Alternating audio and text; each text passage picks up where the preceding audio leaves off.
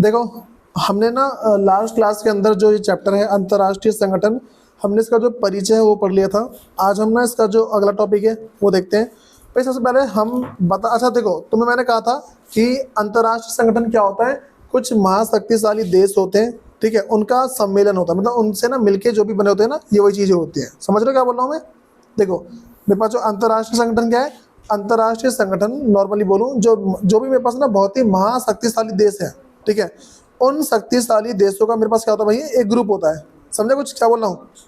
तो अब वो क्या करते हैं, पूरे पूरे देश को संभालते हैं, ठीक, कोई भी समस्या होती है उसको देखते हैं। तो हमारे पास ना ऐसे ही बहुत सारे कारण हैं।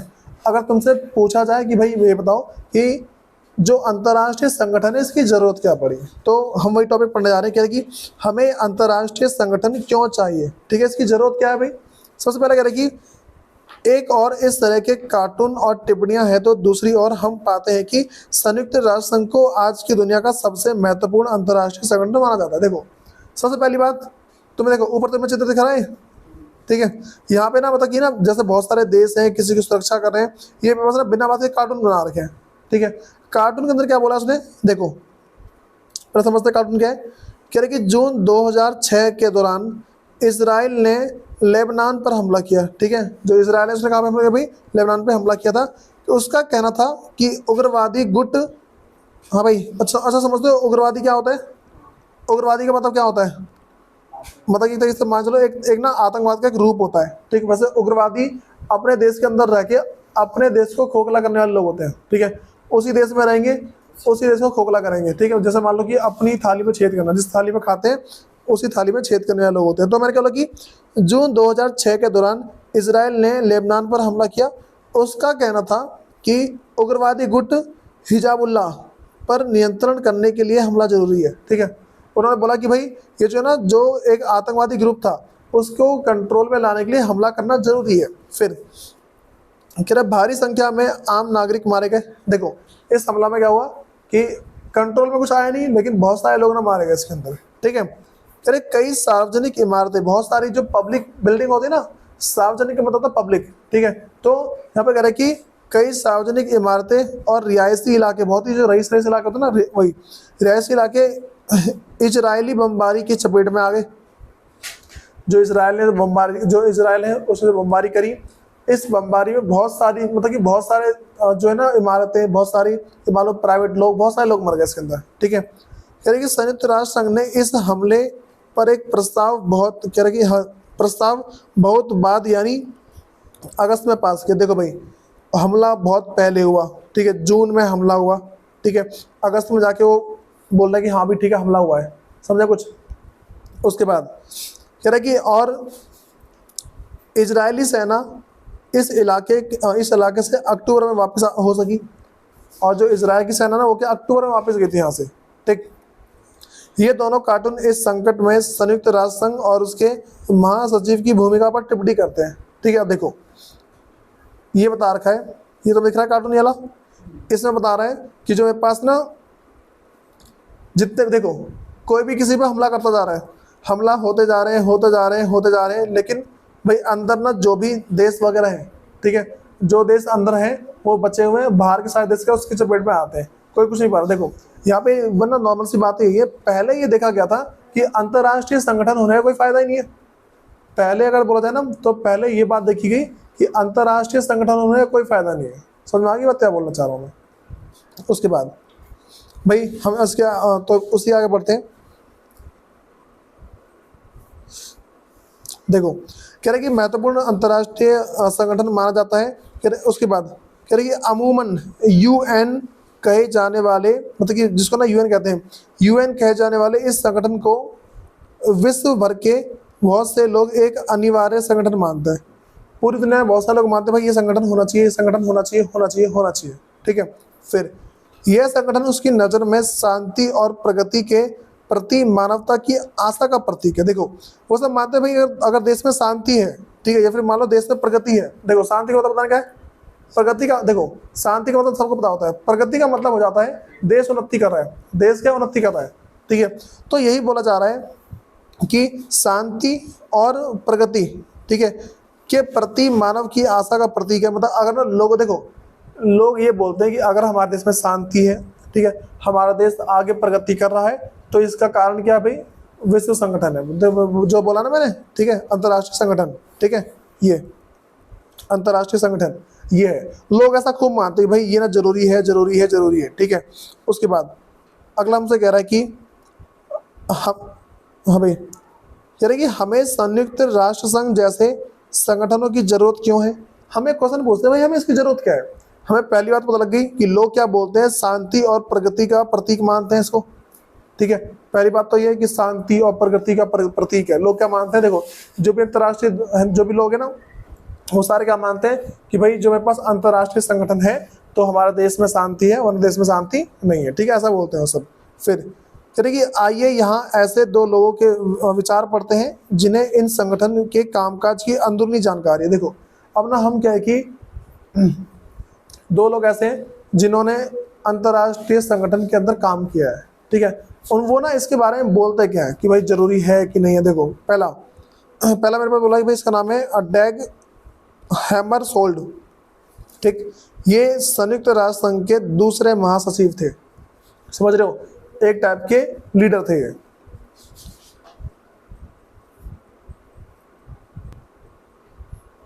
देखो भाई अब तो मैंने इसके जो इसने जो लाइन बोली है, मैंने जो मेरे पास है डैग हैमरशोल्ड ने जो लाइन बोली है, ये अच्छा ये कौन था भाई? ये दूसरे महासचिव थे, ठीक है। कह रहे कि संयुक्त राष्ट्र संघ का गठन मानवता को स्वर्ग पहुंचाने के लिए नहीं, मानव को स्वर्ग नहीं पहुंचाएगा, लेकिन बल्कि उसे नरक से बचाने के लिए हुआ है। इसका मतलब ये है कि जो अंतर्राष्ट्रीय संगठन है ये तुम्हें स्वर्ग नहीं पहुंचाएगा, तुम्हें बहुत ही अच्छी जिंदगी नहीं देगा, लेकिन तुम्हारी जिंदगी बर्बाद नहीं होने देगा ये, समझ रहे हो। जैसे था ना कि भाई अगर मान लो कि ये नहीं बनता, अगर अंतर्राष्ट्रीय संगठन नहीं बनता तो क्या होता? एक ही बात होती भाई, लोग बोलते हैं अच्छा यार हमला हो गया, हमला हो गया, पूरे देश में एकदम अशांति फैली हुई है। तो भाई इस बंदे ने बोला, मतलब जो ना जो डैग हैमरशोल्ड है, इसने बोला कि ये जो अंतर्राष्ट्रीय संगठन है ये तुम्हें स्वर्ग नहीं पहुंचाएगा, बस तुम्हें नरक में जाने से बचा लेगा, समझे कुछ, तुम पे हमला नहीं होने देगा। तो मैं ना इसके बारे में लिखना होता है, ये ऐसे जो लाइन लिखी आ गई ना, ये लाइन पता है इसका क्वेश्चन बन के आते हैं, ऐसे लिखा कि ऐसा इसके आगे लिखा है क्वेश्चन, संयुक्त राष्ट्र संघ का गठन मानव को स्वर्ग पहुंचाने के लिए नहीं किया था, बल्कि उसे नरक में बचाने के लिए हुआ है। टिप्पणी करो, व्याख्या करो, इसके आगे लिखा हुआ आ जाएगा, समझा कुछ। फिर अगला भाई जो अगला है मेरे पास, वो कह रहा है कि बत कही की चौपाल ठीक कहा आपने, ठीक है, बत कही की चौपाल ठीक ठीक कहा आपने। संयुक्त राष्ट्र संघ में खूब बैठकें होती हैं, धनाधन भाषण होते हैं, ठीक है, खासकर आम सभा के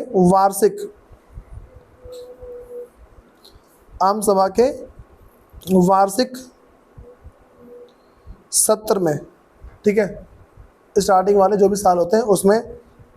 लेकिन जैसा कि चर्चिल कहते हैं, चर्चिल ने क्या बोला है, हथियार लड़ाने से बढ़िया है कि जबान लड़ाई जाए, ठीक, इसका मानना है क्या है, शीत युद्ध है, ठीक है, अच्छा ही तो है कि भाई हथियार। देखो भाई मैं नॉर्मल तुमसे क्या बोल रहा हूँ, यहाँ पे ना उसने बोल लगा, चर्चिल ने क्या बोला है, कह रहे कि हथियार लड़ाने से बढ़िया है कि जवान लड़ाई जाए, क्या बोलते हैं इसको, शीत युद्ध बोलते हैं। कह रहे कि क्या यह बात बेहतर नहीं है कि ऐसी जगह भी हो जहाँ दुनिया के सारे देश इकट्ठे हो, ठीक, दुनिया के सारे देश इकट्ठे हो जाए और कभी कभार अपनी बातों से एक दूसरे का सर खाएं, ठीक, सर खाएं, दिमाग खाएं, ठीक है। फिर कह रहे कि उसके बाद कह रहे कि बनिस्पत लड़ाई के मैदान में एक दूसरे का सर कलम करने के, ठीक है, देखो कह रहे कि सर कलम करने के बदले है ना तुम सर खा लो, ठीक। उसने बोला कि देखो तुम क्या है कि हथियारों वाली लड़ाई से बढ़िया तुम बातों वाली लड़ाई कर लो। दूसरा उसने बोला सर कलम करने से बढ़िया सर खा लो, मतलब कि दिमाग खा लो, हाँ तू कर क्या रहा है। अब पता है एक्चुअल में ये होता है, अब ना सर कलम नहीं होते, अब क्या होता है भाई, सर खाते हैं। वो ऐसे वीडियो कॉलिंग में बात चल रही होती है, भाई खूब है दूसरे गाली पकड़े होते हैं, ठीक है, बात मारिए। उसके बाद भाई हम अगली बात करते हैं। देखो मेरे पास ना अब अगला क्या है, अच्छा ये था, ये हमारा पहला सचिव था, ये जो पहला महासचिव था ना उसकी बात चल रही है। उसके कह रहे कि ये दो उदाहरण एक महत्वपूर्ण बात की है तरफ इशारा करते हैं। ये जो हमने बात उठा के बोली ना, एक महत्वपूर्ण बात तरफ इशारा करती है। वो बात क्या है? कह रही अंतर्राष्ट्रीय संगठन में हाँ भाई, कह रहे कि देखो यहाँ पे कह रहे कि अंतर्राष्ट्रीय संगठन में मर्ज की दवा नहीं है, ठीक है, लेकिन वे महत्वपूर्ण जरूर है। उसमें किसी चोट की दवा नहीं है, देखिए तुम्हें कोई नुकसान हो गया उसको ठीक नहीं करेगा, लेकिन महत्वपूर्ण बहुत है। क्यों है भाई? कह रही कि अंतर्राष्ट्रीय संगठन युद्ध और शांति के मामलों में मदद करते हैं।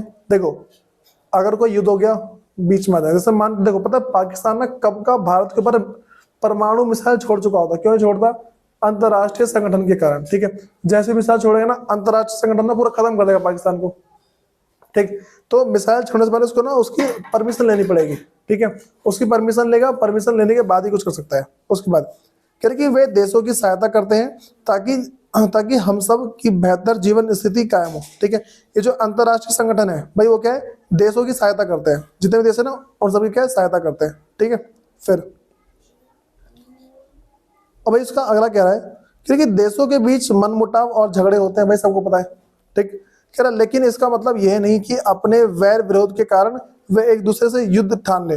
देखो ठीक है, मनमुटाव सबसे होता है। जैसे मान लो कि भाई भारत ने पाकिस्तान से ना चावल और टमाटर के जो कनेक्शन है, ठीक है, चावल लेना और जो टमाटर का लेन देन है उसको क्या बंद कर दिया था, तो इस कारण से तो नहीं कि आपस में मिल जाएंगे वो, ये वाली बातें होती है। कह रही इसकी जगह वे विभेद के मसलों पर बातचीत कर सकते हैं, और देखो वो लड़ाई ना करके उसके बदले ना जिन बातों पे बहस चल रही है उस पे क्या वो आराम से बात कर सकते हैं। कह रहे और उसका एक शांतिपूर्ण समाधान ढूंढ सकते हैं, ठीक है। उसके बाद कह रहे कि वस्तुतः अधिकांश झगड़ों और विभेदों का समाधान बिना युद्ध के किया जाता है। बात हमारी देखो, उसके बाद कह रहे कि लेकिन यह एक ऐसा तथ्य है जिस पर कम ध्यान दिया जाता है। बस नहीं, ये हमारे पास ना एक ऐसा फैक्ट है जिस पर बहुत ही कम ध्यान दिया जाता है। उसके बाद कह रहे कि इस संदर्भ में अंतर्राष्ट्रीय संगठन की भूमिका महत्वपूर्ण जाती है। और जब ना देखो लड़ाई के मुद्दों पे कम ध्यान देते हो, देखो क्या होता है, मैं तुमसे ना नॉर्मली एक ही बातें बोल रहा हूँ कि एक कोई देश है वो किसी पे हमला करने की सोचेगा तो उसको परमिशन लेनी पड़ेगी। अच्छा अगर मान लो परमिशन लेने वाला ना हो, ठीक है, अगर क्या है वो परमिशन लेने वाला ना हो तो क्या होगा? अगर कोई भी जो परमिशन लेने वाला नहीं होगा, नॉर्मल से एक बात निकल के आएगी भाई, बातें हमारे पास ये होगी कि वो सीधा बिना पूछे हमला कर देगा, ठीक है। वो क्या बिना पूछे ही हमला कर देगा। फिर करके अंतर्राष्ट्रीय संगठन कोई शक्तिशाली राज्य नहीं होता। ये जो अंतर्राष्ट्रीय संगठन मैं कहूँगा देशों का ग्रुप है, तो मैं ये कह रहा हूँ कि अंतर्राष्ट्रीय संगठन कोई शक्तिशाली राज्य नहीं होता जिसकी अपने सदस्यों पर धौंस चलती हो, ठीक, जिसकी अपने सदस्यों पे धौंस चले। जैसे तुम्हें याद है ना अमेरिका और जो सोवियत संघ है उनकी अपने सदस्यों पे बहुत ही धौंस चलती थी, ठीक, बहुत टक्कर में बोलने जो मर्जी चाहे वो कर ले रहे थे, ठीक है। हाँ भाई, तो उसके बाद हम क्या कह रहे हैं कि अंतर्राष्ट्रीय संगठन का निर्माण विभिन्न राज्य ही करते हैं, अलग अलग राज्य मिलकर करते हैं, और यह उनके हाँ भाई कह रहे कि यह उनके मामलों के लिए जवाबदेह होते हैं। अब ना जो लोग अंतर्राष्ट्रीय संगठन में जुड़े हैं, जो देश अंतर्राष्ट्रीय संगठन में का हिस्सा है, अगर पूरी दुनिया में कोई समस्या होती है ना उन सबका जवाब देना पड़ता है। पता भाई सही समस्या क्यों हुई? जैसे मान लो कि एकदम से ना पाकिस्तान के ऊपर किसी ने हमला कर दिया, ठीक है, अब पता क्या होगा? पाकिस्तान में जो हमला किया ना तो पाकिस्तान जाके पूछेगा पता हमला कैसे होगा मेरे पे। पाकिस्तान अंतर्राष्ट्रीय संगठन जाके पूछेगा पता हमला हुआ तो हुआ कैसे मेरे पे, ठीक है। तो जवाब दे क्या अंतर्राष्ट्रीय संगठन होगा। फिर है कि जब राज्यों में इस बात पर सहमति होती है कि कोई अंतर्राष्ट्रीय संगठन बनाना चाहिए तभी ऐसे संगठन कायम होते। देखो जब तक ना लोगों के बीच में बात नहीं होती, तब तक जो लोग क्या इस मुद्दे को उठाते नहीं है, बोलते हैं हाँ ठीक है जो है चलने दो, ठीक। फिर एक बार इसका निर्माण हो जाए, अगर एक बार इसका निर्माण हो जाता है, जब एक बार जो संगठन बन जाते हैं तो ये समस्याओं के शांतिपूर्ण समाधान में सदस्य देश की मदद करते हैं। जब ना ये एक बार बन जाता है, ये जो संगठन है जब एक बार बन जाता है तो बन जाने के बाद के ये अन्य देशों की मदद करते हैं, ठीक है। उसके बाद देखो अंतर्राष्ट्रीय संगठन एक और तरीके से मददगार होते हैं। देखो पहला मैंने बोला कि अगर वो बन गया तो सबकी मदद करते हैं। फिर अंतर्राष्ट्रीय संगठन एक तरीके से और मददगार होते हैं। क्योंकि राष्ट्रों के सामने अक्सर कुछ ऐसे काम आ जाते हैं जिन्हें साथ मिलकर ही करना होता है। कभी कभार ना कुछ काम ऐसे आते हैं जिन्हें साथ मिलकर करना होता है, जिसको अकेले करना पॉसिबल ही नहीं है। ठीक है, करीब कुछ मसले इतने चुनौतीपूर्ण होते हैं कि उनसे तभी निपटा जा सकता है जब सभी राज्य मिलकर काम करें। कुछ कुछ समस्या इतनी इतनी मान लो कि इतनी दिक्कत वाले होते हैं ना, जब सारे के सारे देश मिल जाएंगे उसके बाद जाके इस समस्या का समाधान किया जा सकता है, वरना उसका समाधान नहीं कर सकते हैं। ठीक है, यानी इनकी एक मिसाल तो बीमारी ही है। सबसे बड़ी मिसाल क्या, बीमारी। कोरोना फैला था ना, पूरी दुनिया ने मिलकर इसका साथ दिया तब ठीक होती वो कोरोना, वरना ठीक नहीं होता। ठीक है, पूरी दुनिया खत्म हो जाती है इससे, कोरोना से। फिर करीब कुछ रोगों को तभी खत्म किया जा सकता है जब विश्व का हर देश अपनी आबादी को टीका लगाने में सहयोग करे। जैसे मान के चलो कि कोरोना है, ठीक, अगर कोरोना में तुम सब टीका नहीं लगवाते, अगर तुम सब अगर टीकाकरण नहीं होता ना, तो ये फैलता रहता कोरोना। एक देश में अगर मान लो हर एक इंसान को फैला है कोरोना, तो दूसरे देश में पहुंच ही जाएगा कैसे ना कैसे, किसी न किसी रास्ते से पहुंच जाएगा, हवा से, पानी से, किसी भी तरीके से पहुंचेगा जरूर। ठीक है, उसके बाद देखो भाई, कह रहे कि हम ग्लोबल वार्मिंग, ठीक है, इसको विश्वव्यापी ताप वृद्धि बोलते हैं। ठीक है, ग्लोबल वार्मिंग का मतलब है हमारे वातावरण में गर्मी बढ़ जाना। तो अगर गर्मी बढ़ती है ना, तो बर्फ क्या पिघलते हैं, बर्फ पिघलते हैं तो पानी का लेवल बढ़ता है, और जब पानी का लेवल बढ़ता है ना, तो भाई जो जमीन है वो खत्म हो जाएगी। ठीक है, जमीन खत्म, इंसान रहेगा पानी के ऊपर कितनी जिंदगी काट लेगा। ठीक, फिर करिए, और उसके प्रभावों का उदाहरण भी ले सकते हैं हम। क्या है कि जो ग्लोबल वार्मिंग है, हम उसका उदाहरण ले सकते हैं आराम से, कि अगर पूरी दुनिया मिलकर सहयोग नहीं करेगी ना, तो क्या है कि ये खतरा बढ़ जाएगा। देखो हुआ क्या है, अटलांटिका के ऊपर ना, मतलब कि अटलांटिका का जो पृथ्वी है, वहां पे पृथ्वी में क्या है कि जो पृथ्वी के सुरक्षा कवच है, इसको बोलते हैं ओजोन लेयर। ठीक है, ओजोन लेयर क्या कमजोर पड़ चुकी है। ठीक, कमजोर कैसे पड़ी भाई, वो बहुत बढ़ती हुई गर्मी के कारण। ठीक, अब उस क्षेत्र से प्रकाश की पराबैंगनी किरण, ठीक है, अल्ट्रा वायलेट रे बोलते हैं, यूवी रे बोलते हैं, जो जहां इंसान की स्किन में पड़ती है ना, वो तुरंत उसे कैंसर वैंसर की बीमारी होती है सारी सारी, ऐसा होता है। ठीक है, तो कह रहे हैं वातावरण में ग्रीन हाउस गैस के बढ़ने से तापमान बढ़ रहा है। ठीक, ग्रीन हाउस का मतलब है गर्म हवा। ठीक, कह रहे इससे समुद्र तल की ऊंचाई बढ़ने का खतरा है। समुद्र तल की ऊंचाई से बढ़ जाती है, जो वेपर बर्फ पिघलेगा, गर्मी बढ़ेगी, बर्फ पिघलेगा, तो दिक्कत आएगी। फिर कह रहे अगर ऐसा हुआ तो विश्व के समुद्र तटीय इलाके, इसमें बड़े बड़े शहर भी शामिल हैं, डूब जाएंगे। ठीक, उसके बाद कह रहे कि हर देश अपने अपने तरीके से ग्लोबल वार्मिंग के दुष्प्रभाव का समाधान ढूंढ सकता है। ठीक, हर एक देश क्या भाई अपने हिसाब से ढूंढ सकता है। कह रहे कि तब भी अतः सबसे प्रभावकारी समाधान तो यही है कि विश्वव्यापी ताप को रोका। ठीक है, विश्वव्यापी ताप को रोका जाए। उसके बाद देखो भाई, तो ना अगर इसमें ना नॉर्मल तुमसे बोला जाए तो कह रहे कि इसके लिए विश्व के बड़े औद्योगिक देशों का सहयोग करना जरूरी है।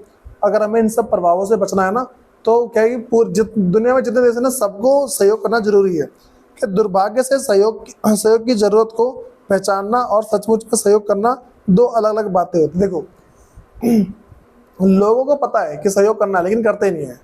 ठीक, फिर कह रहे कि देश सहयोग करने की जरूरत को पहचान सकते हैं, लेकिन सहयोग का सबसे बेहतर तरीका क्या हो, लोगों को पता है कि भाई सहयोग करना, लेकिन कैसे करें सहयोग।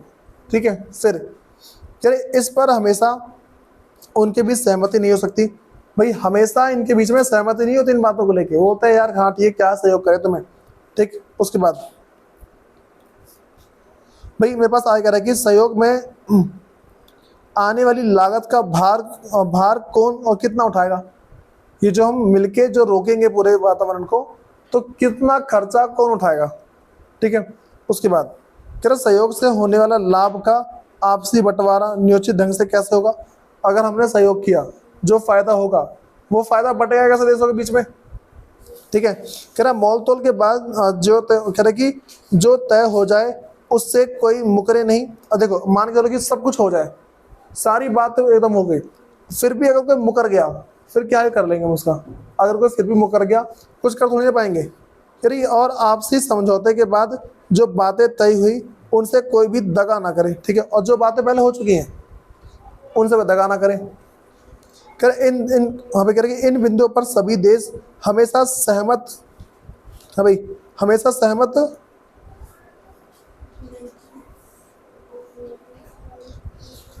अभी क्या मैंने कि हमेशा सहमत होते हैं, फिर कह रही एक अंतर्राष्ट्रीय नहीं होते, उसमें नहीं लिखा है अभी, अभी मतलब कि हमेशा सहमत नहीं होते हैं, फिर जाके कह रही एक अंतर्राष्ट्रीय सहयोग करने का उपाय और कह रही कि और सूचनाएं जुटाने के बाद मदद कर सकता है। देखो भाई, एक ना मतलब कि अगर ना सूचनाएं जमा हो जाए ना, जानकारी जमा हो जाए, तो क्या है कि आसानी से ना जो भी समस्या है उसको ठीक किया जा सकता है। ठीक है, फिर ऐसा संगठन नियमों और नौकरशाही की रूपरेखा दे सकता है। अब ना लोगों को ये लगता है कि अगर हम ऐसे संगठित होते हैं, ठीक है, लोगों को क्या लगता है कि अगर हम ऐसे संगठित होंगे तो हम ना नौकर बन जाएंगे। ठीक, फिर क्या, ताकि सदस्यों को यह विश्वास हो कि अपने करीब आने वाली लागत में सबकी समुचित समझदारी होगी। देखो पता लोग बोलते हैं ना, चलो ठीक है मैं तो सहयोग कर दूंगा और सबसे बोल, हर एक देश यही बोलता है मैं तो सहयोग कर दूंगा और सबसे बोल, सारे देश ही बोलते हैं। ठीक है, क्या लाभ का बंटवारा नियोजित होगा, फिर क्या बोलते हैं जो लागत होगी तेरे को बताई जाएगी, तेरे से उतनी ही ली जाएगी, ऐसा बोल जाता है। ठीक है, कि तरीका मतलब कि ना इसको अगर तुम्हें सफल बनाना है तो फिर कह और हमें कह रहे कि और कोई सदस्य एक बार समझौते में शामिल हो जाता है तो इस समझौते के नियम और शर्त का पालन करेगा। फिर ये भी बोला गया कि भाई अगर कोई इसमें शामिल हो गया तो जो जो हमने नियम बनाए ना वो सारे के सारे नियम क्या तुम्हें मानने पड़ेंगे।